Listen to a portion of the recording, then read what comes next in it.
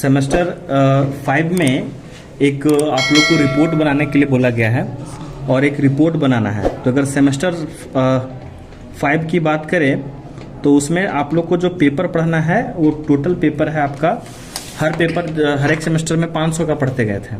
तो इस बार भी जब पढ़ेंगे तो ये 500 का ही होगा, जिसमें से एक पेपर आपका जो है वह माइनर है। तो माइनर आपका 100 मार्क्स का हो गया, एक मेजर है 9 जो 100 मार्क्स का हो गया, मेजर 10 है 100 मार्क्स का और मेजर 11 है 100 मार्क्स का। और एक पेपर आपका बचता है IAP, ये भी आपका 100 मार्क्स का है। लेकिन माइनर का आप परीक्षा देने जाइएगा, मेजर का परीक्षा देने जाइएगा। अगर जिसका प्रैक्टिकल सब्जेक्ट होगा, जैसे ज्योग्राफी का, तो ज्योग्राफी का प्रैक्टिकल सब्जेक्ट है तो ये प्रैक्टिकल, ये इसका एग्जाम एक्सटर्नल में नहीं होगा, दूसरे जगह पर सेंटर पर परीक्षा इसकी नहीं होगी। हाँ, अब ये बचा IAP, ये पेपर की परीक्षा इंटर्नशिप, अप्रेंटिसशिप और फील्ड वर्क जो है इसका आपको रिपोर्ट बनाना पड़ेगा और ये रिपोर्ट जो है वो 100 मार्क्स का होगा। अभी जो 100 मार्क्स का ये जो पेपर है यह 2 भागों में बटा हुआ है। एक तो आपको फाइल बनाना है जो कि 75 मार्क्स का है और दूसरा 25 मार्क्स का वाइवा रहेगा जो आपका मौखिक प्रश्न पूछे जाएंगे, जो आप रिपोर्ट तैयार करेंगे। एक रिसर्च पेपर के रूप में ये इसको एड ऑन किया गया ताकि आप लोग पढ़ाई के साथ साथ रिसर्च करके काम करो, देखो उसको कि कैसे एक्चुअल में ये कैसे काम करता है। तो इसके लिए आपका 100 मार्क्स का ये पेपर दिया गया आपको। तो ये क्लियर हो गया।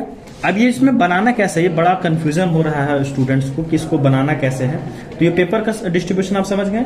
अब बनाना कैसे है, इसके लिए यूनिवर्सिटी ने विनोबा भावे विश्वविद्यालय का हम लोग अभी देख रहे हैं, तो विनोबा भावे विश्वविद्यालय द्वारा जारी किया गया है ये कि किस प्रकार से आपको ये बनाना है। तो सबसे पहले यहाँ पर देखिएगा मेंटोरशिप दिया हुआ है A नंबर पे। तो मेंटोरशिप का तात्पर्य ये है कि इसमें आपको एक शिक्षक आपके मेंटोर के तौर पर काम करेंगे, एक शिक्षक मेंटोर के रूप में आपको रखना है जो आपको गाइड करेंगे प्रॉपर वे में कि बनाना कैसे है, ठीक है। और वो आपको एक सर्टिफिकेट भी देंगे कि हाँ आपने मेरे अंदर रिसर्च किया है और रिसर्च करके आपने फाइनली सबमिट किया। दूसरा है कि एरिया दिया हुआ है, सेक्शन बी में यहाँ पर देखेंगे तो एरिया दिया हुआ है जो कि प्रोजेक्ट वर्क के लिए एक फील्ड दिया जाएगा आपको और ये आपका जो संबंधित होगा रिलेटेड टू मेजर सब्जेक्ट, स्पष्ट रूप से लिखा हुआ है कि जो आपका मेजर पेपर है उसी मेजर पेपर के रिलेटेड होगा, उसके बाहर नहीं होंगे। तो जनरली हो क्या रहा है कि कुछ स्टूडेंट अपने से सेलेक्ट कर रहे हैं, कुछ कॉलेज जो है वो टॉपिक दे दिए स्टूडेंट को, ये टॉपिक है, इतने तो रोल नंबर को दे दिया गया कि आप करके लाओ, या जनरली एक टॉपिक भी दे दिया गया है। वो डिफरेंट कॉलेज डिफरेंट डिपार्टमेंट अपने अकॉर्डिंग से वो काम कर रहे हैं। लेकिन या तो आपको टॉपिक मिलेगा या सिलेक्ट करना होगा, लेकिन होगा वो मेजर के रिलेटेड, उससे बाहर नहीं होगा। अब इसको बनाना कैसे है, इसके लिए यहाँ पर कुछ इंस्ट्रक्शन दिए गए हैं, ठीक है। तो सबसे पहला यहाँ पर देखिएगा तो नंबर 1 में दिया हुआ है कि ये जो बनेगा आपका वह 25 से 30 पेज का होगा, सॉरी 30 से 50 पेज का होगा, ठीक है। जो बनाएंगे वो कितना पेज का होगा, 30 से 50 पेज का होगा, इससे बाहर नहीं जाएगा आपका, ठीक है। उसके बाद दूसरा में देखिएगा यहाँ पर लिखा हुआ है कि ये आपको हैंडराइटिंग से, अपने हैंडराइटिंग में लिख करके बनाना है। जो भी बनाएंगे आप अपने से कंप्यूटर के टाइप करके नहीं लेकर के आना, आपको अपने से उसको बनाना पड़ेगा। अब यहाँ पर ये भी लिखा हुआ है कि बोथ साइड आप लिखेंगे, मतलब कि जो पेपर आप यूज कीजिएगा तो उसको दोनों साइड आप लिख सकते हैं, इस साइड में भी और दूसरे साइड में भी, दोनों साइड लिख करना है आपको। और वो पेजों की संख्या होगी मिनिमम 30 मैक्सिमम 50 पेज आएगा, ठीक है। इसके बाद देखेंगे तो दिया हुआ है कि आप कौन कौन सा कलर पेन यूज कर सकते हैं। तो जिसमें इंस्ट्रक्शन में दिया हुआ है ब्लू पेन आप यूज कर सकते हैं, ब्लैक यूज कर सकते हैं, येलो यूज कर सकते हैं, पीला कलर का भी यूज कर सकते हैं और ग्रीन कलर के पेन का भी आप यूज कर सकते हैं। मैंने कितना बोला, एक ब्लू बोला, ब्लैक है ना, ये तो जनरली यूज होता है ना। आप अलग से येलो यूज कर सकते हैं, पीला कलर यूज कर सकते हैं और एक ग्रीन पेन यूज कर सकते हैं, ठीक है। हरा कलर का भी पेन आप यूज करते हैं, लाल कलम आप यूज कर सकते हैं, रेड कलर का पेन आप नहीं यूज करेंगे, ठीक है। इसके बाद है कि 1 इंच का मार्जिन छोड़ना अनिवार्य है। देखिए यहाँ पर लिखा हुआ स्पष्ट रूप से। अब पेजेस में बहुत कंफ्यूजन हो रहा है, बहुत सारे स्टूडेंट कह रहे हैं कि रूलिंग पेज लेंगे कि व्हाइट पेज लेंगे, तो ये बहुत कंफ्यूजिंग वाला चीज हो जा रहा है। तो जनरली रिपोर्ट जो तैयार किया जाता है वह व्हाइट पेज में ही दिया जाता है, ठीक है। तो आप व्हाइट पेज प्रेफर कर सकते हैं। अगर आपको पॉसिबिलिटीज नहीं लग रहा है तो आप छोड़ भी सकते हैं उसको, आप रूलिंग भी यूज कर सकते हैं क्योंकि क्लियर नहीं लिखा हुआ है। हालांकि इस चीज का क्लियर करने के लिए इसको आप अपने कॉलेज के या मेंटर जो टीचर हैं आप उनसे एक बार संपर्क कर लीजिए, वो जो बोलेंगे उन्हीं को आप फॉलो करेंगे, क्योंकि वो लिखा हुआ नहीं कि आप रूलिंग यूज करोगे कि व्हाइट यूज करोगे। लेकिन मेरे अकॉर्डिंग मुझे लगता है कि व्हाइट पेज ज्यादा प्रेफर किया जाता है, रिसर्च वगैरह जो इस तरह से चीजें प्रस्तुत किया थी तो उसको देखिए। यहाँ पर मैंने कुछ पेजेस हैं मैंने ले रखा है, इसमें देखिए ऑलरेडी हमने बना रखा है, ठीक है। वो 1 इंच चारों तरफ से मार्जिन हमने छोड़ा है ताकि ये बैंडिंग जब होगा ना तो बैंडिंग के समय प्रॉब्लम क्रिएट ना करे, इसलिए 1 इंच का देखिए 1 इंच का मार्जिन छोड़ा हुआ है, थोड़ा सा इसमें पतला है, इसमें थोड़ा सा चौड़ा छोड़ा हुआ है। आप सिंपली एक लाइन भी खींच करके काम चला सकते हैं, लेकिन अगर डबल लाइन करते हो तो थोड़ा सा देखने में सुंदर लगता है, वो खूबसूरत लगता है देखने में। अब आगे बात करते हैं नेक्स्ट इंस्ट्रक्शन की। तो यहाँ पर देखिए नेक्स्ट दिया हुआ है, आपको नेक्स्ट दिया हुआ है 5वें नंबर पे दिया हुआ है कि आपको हेडिंग क्रिएट करना है और सब हेडिंग भी क्रिएट करना है। जैसे आप क्वेश्चन सॉल्व करते गए हैं तो उसमें आपने हेडिंग भी क्रिएट किया होगा और उसके सब हेडिंग्स भी बनाए होंगे, तो वो भी आपको हेडिंग सब हेडिंग टाइटल वगैरह दे करके आपको बनाते जाना है। इसके बाद है पेज नंबर भी आपको देना है इन टॉप राइट और bottom centre of each page, सभी पेजेस में आपको पेज नंबर भी देना है।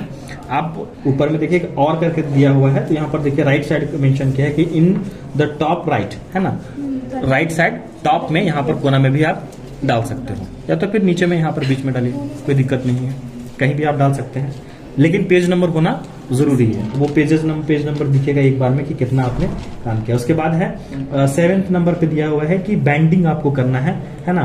बैंडिंग जो है वो हार्ड बैंडिंग भी करा सकते हैं, पेपर से भी करवा सकते हैं, स्पाइरल बेंडिंग भी करवा सकते हैं, ठीक है। स्पाइरल बेंडिंग जनरली इस प्रकार का बेंडिंग होता है, इस तरह से छिद्र होने के बाद ये बेंडिंग कर देगा। आप 30 पेज का रहेगा तो हम ये 30 से 40 रुपए लेगा इसका, ज्यादा 30 से 50 पेज का आपका रहेगा तो 30 से 40 रुपए लेगा। आप इसको आराम से बेंडिंग करवा लीजिए, उसी में ज्यादा बेहतर होगा, वो सेफ रहता है फाइल। वैसे आप दे भी सकते हैं, ऐसे भी हार्ड बेंडिंग भी करवा सकते हैं, लेकिन ये ज्यादा बेहतर होता है रिपोर्ट वगैरह जमा करने के लिए। आप इस तरह से उसको बेंडिंग करा लीजिए। लिखना क्या है ये बड़ा समस्या हो रहा है कि कैसे शुरुआत करेंगे इसको। तो आप लोगों ने जो ज्योग्राफी के स्टूडेंट हैं वो रिपोर्ट पहले भी तैयार किए होंगे कभी ना कभी, या देखा होगा एटलीस्ट, है ना। अभी तो तैयार भी करना है आप लोग को रिपोर्ट, लेकिन अदर सब्जेक्ट वाले के लिए थोड़ा सा नया लगता है ये। तो रिपोर्ट तैयार करने के लिए जो जनरली रिपोर्ट तैयार होता है तो उसमें हम लोग क्या करते हैं कि सबसे पहले इसमें जो रिपोर्ट तैयार होगा उसके लिए क्या करना होगा, आपको कॉलेज नेम लिखना होगा। तो सबसे पहले यहां पर लिखेंगे नेम ऑफ कॉलेज, है ना। जो कॉलेज का नाम है उसको यहाँ राउंड शेप में लिख दीजिए। जिस कॉलेज में आप पढ़े हैं, कोलंबस है, मार्कम है, जिसमें भी जो भी कॉलेज का नाम होगा अपना कॉलेज का नाम लिखेगा, यहाँ पर लोगो लगा देगा, ठीक है। ये आप फर्स्ट जो फ्रंट पेज बनाइएगा उसको आप कंप्यूटराइज भी निकलवा सकते हैं। फर्स्ट पेज के लिए कोई कुछ नहीं बोलेंगे, हमको जहां तक लगता है फर्स्ट पेज आप कंप्यूटराइज भी निकलवा सकते हैं। जिसका आर्ट बहुत बढ़िया है वो अपने हाथ से भी बना सकते हैं। कॉलेज का लोगो लगा दीजिए, और कॉलेज का लोगो लगाने के बाद नीचे लिखेंगे जिस विभाग से हैं आप, ठीक है। जैसे भूगोल विभाग से हैं तो भूगोल विभाग लिख दीजिए, या फिर अगर इतिहास में है तो इतिहास विभाग लिख सकते हैं आप, ठीक है। जो इंग्लिश विभाग से होंगे वो अपना हिंदी विभाग से तो हिंदी विभाग लिखेंगे, है ना। या फिर आप इंग्लिश में लिखना चाहते हैं तो department of geography, department of history, department of Hindi, department of chemistry, जो भी डिपार्टमेंट आपका है वो आप लिखेगा। इसके बाद ये जो बन रहा है वो आपका स्नातक के विद्यार्थी हैं, इंग्लिश में लिखिएगा तो बीए लिखिएगा, बीए हिंदी में लिखिएगा तो बीए समसत्र। आपका कौन सा सेमेस्टर है? 5, है ना। तो यहाँ पर लिखेंगे स्नातक समसत्र 5, है ना। इंग्लिश में लिखिएगा तो लिखिएगा बीए सेमेस्टर 5, है ना। इसके बाद नीचे लिखेगा आपका सत्र अर्थात सेशन, है ना। सेशन 2022 और 26, है ना। 22 से 26 चल रहा है। अब ये जो पेपर है वो पेपर किसके अंतर्गत आ रहा है? पेपर का नाम क्या बताए थे? IAP पत्र के अंतर्गत, ठीक है। ये आपका हो जाएगा। अब इसके बाद क्या करना है आपको, यहाँ पर आपको टाइटल दे देना है, ठीक है। टाइटल लिखेंगे, ठीक है। टाइटल में जो आपको टाइटल आपका रिसर्च का टाइटल है, जो रिसर्च का टॉपिक जो आपने बनाया है, जो आपको बनाने के लिए बोला गया है, वो आप यहाँ पर मेंशन करोगे। वो टाइटल यहाँ पर लिखोगे कि कौन सा टॉपिक, जिसको जो टॉपिक मिला हुआ कॉलेज के द्वारा, है ना, या फिर आप अपने से सेलेक्ट कर रहे हैं वो मेजर से रिलेटेड वो लिखेंगे। इसके बाद यहां पर चला जाएगा मार्गदर्शक, ठीक है। और इधर हो जाएगा प्रस्तुतकर्ता। ठीक है, यहाँ पर अपना नाम लिख दीजिएगा, यहाँ रोल नंबर चला जाएगा, ठीक है, यूनिवर्सिटी का, ठीक है, और यहाँ पर मार्गदर्शक में उसका नाम चला जाएगा, जो नाम है सो उनका डिजिग्नेशन क्या है, पद क्या है, वो उस नीचे लिख देंगे, और कॉलेज नाम नीचे कॉलेज का नाम लिख देंगे। इस तरह से आपका फ्रंट बन करके रेडी हो जाएगा। ये कंप्यूटर से आप निकलवा सकते हैं। इंग्लिश में लिखिएगा तो सबमिटेड बाई हो जाएगा यहाँ पर, है ना, और गाइडेड बाई हो जाएगा कि कौन गाइड बने हैं, गाइडेड बाई हो जाएगा। ये आपका फ्रंट आपका रेडी हो गया। चलते हैं दूसरा पेज पे। दूसरा पेज अभी जो आपका चलेगा, अभी जो आप बनाइएगा वो इंडेक्स जब तक आपका ना निकल कर आ जाए तब तक सिंगल पेज में भी आप दे सकते हैं। दूसरा पेज जब आप बनाइएगा तो दूसरा पेज जो बनेगा आपका, वो बनेगा आपका प्रमाण पत्र का। आप लोग ब्लू या ब्लैक पेन यूज करना, प्रमाण पत्र का। इसको सर्टिफिकेट भी बोलते हैं। जो बनाएंगे विद्यार्थी वो सर्टिफिकेट भी लिख सकते हैं इसको, या तो सर्टिफिकेट लिखे या तो प्रमाण पत्र लिखे। इंग्लिश में लिखेगा तो सर्टिफिकेट लिखेगा, तो उसमें उसका सर्टिफिकेट आपको जो इंग्लिश में बनाएंगे उसको दिक्कत होगा कि इंग्लिश में कैसे बनाना है, तो उसका सिंपल सा उपाय है, आप गूगल कर लो, गूगल पे आप लिखिएगा सर्टिफिकेट, है ना, तो वो शोध रिलेटेड, प्रोजेक्ट रिलेटेड आप सर्टिफिकेट लिखिएगा, वो बन करके फॉर्मेट आ जाएगा, सेम टू सेम आप कॉपी कर सकते हैं। बनाने का आसान विधि, हिंदी में लिखना है तो हिंदी में लिखेंगे। प्रमाणित किया जाता है कि जो नाम होगा वो अपना नाम लिखेंगे कि ये फलाना व्यक्ति है, फलाने क्लास का विद्यार्थी है, फलाने व्यक्ति के अंतर्गत ये मार्गदर्शन का काम कर रहा है। लिख दे क्या? जैसे यहाँ पर सेंटेंस हो जाएगा, प्रमाणित किया जाता है कि जो आपका नाम है, अपना नाम लिखिए, क्रमांक संख्या लिखिएगा, किस विभाग के हैं, जो विभाग के हैं वो लिखिएगा, अपना कॉलेज नाम लिखिएगा। कॉलेज नाम लिखने के बाद आप स्नातक के विद्यार्थी हैं, सेमेस्टर 5 के विद्यार्थी हैं, वो मेंशन कीजिएगा। इन्होंने भूगोल विभाग द्वारा या फिर जैसे जो विभाग के द्वारा है, इन्होंने इतिहास विभाग द्वारा आवंटित या फिर दिया गया विषय पर शोध कार्य आवंटित, इस फलाना विषय पर इन्होंने शोध कार्य संपन्न किया, मैं इसके उज्जवल भविष्य की कामना करता हूँ। समथिंग इस तरह से करके आपका समाप्त हो जाएगा। अब यहाँ पर नीचे लिखेंगे प्रमाणित करता, ये जरूरी है। प्रमाणित करता, यहाँ खाली स्थान थोड़ा सा दे दीजिए। जो प्रमाणित करता होंगे, आपके गाइड होंगे, वो प्रमाणित करेंगे, उनका नाम नीचे लिखा जाएगा कि नाम क्या है, पद क्या है, उनका डिजिग्नेशन लिखेंगे, कॉलेज का नाम लिखेंगे, यहाँ पर वो साइन करेंगे, ये प्रमाणित हो जाएगा। इसके बाद लिखाता है एक्नॉलेजमेंट, जिसको हम लोग बोलते हैं आभार ज्ञापन। ठीक है, ये आप आभार ज्ञापन लिखेंगे। अब आभार ज्ञापन में स्टार्टिंग करेंगे कि सबसे पहले आप किसको आभार ज्ञापन करेंगे, तो जो आपके विभागाध्यक्ष होंगे, जो आपको टॉपिक डिसाइड करके दिए, उनका आभार ज्ञापन करेंगे, गाइड का, है ना, जो मार्गदर्शक हैं।